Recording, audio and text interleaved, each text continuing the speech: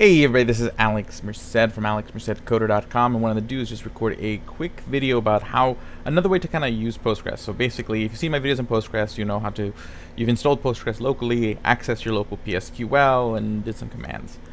But usually your web application needs to connect to an online database. So if you're using Heroku, this is pretty straightforward. Heroku.com, you'd create a new project. So I'm going to create a new project. We'll just call this practice Postgres. Okay, I will create this application, and then once you have a new application on Heroku, you're gonna go to resources. Okay, and you're gonna go to Heroku Postgres.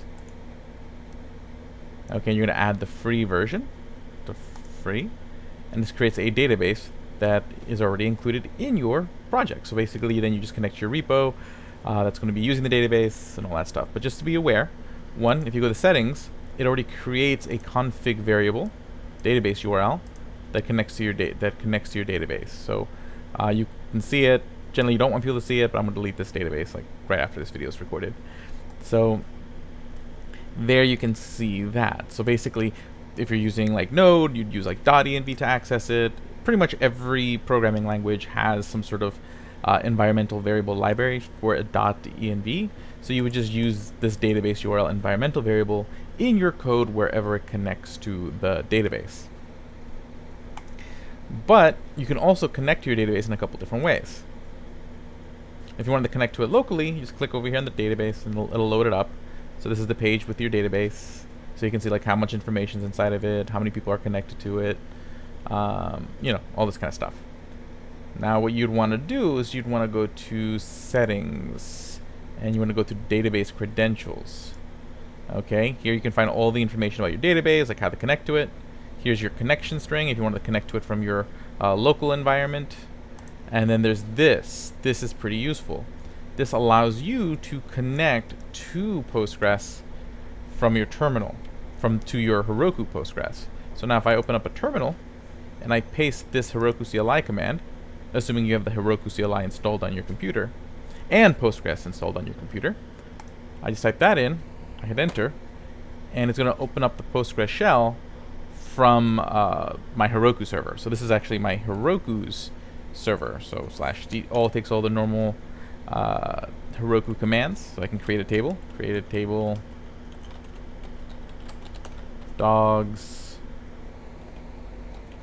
I'll just say name, varchar 30.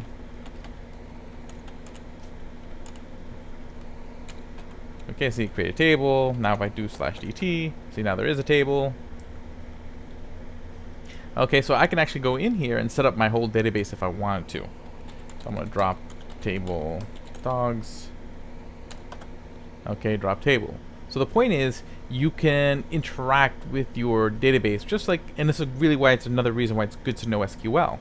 Because while you might be using like Ruby on Rails or Django, which will connect to your database and just kind of configure everything for you, knowing that you can connect to your Heroku database allows you to be able to go in there, check to see if the data is populating the way you think it does, etc.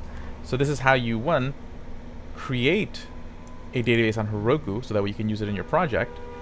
And there's a bunch of other services you can get in your project. So if I go over here to services, there's all sorts of cool add-ons. Okay, you can, all sorts of interesting stuff. Okay. I don't think they have the Mongo one anymore. Well, this is going to be faded out. So if you're using Mongo, this is going to be retired soon. I wonder, I think that's an add-on to Mongo. So Mongo Atlas is the way to go when it comes to Mongo. Which, check out my Mongo series. I talk about how to do that.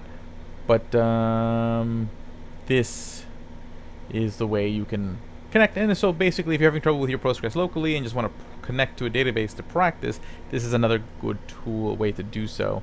So I am going to delete this database. Delete add-on. Okay.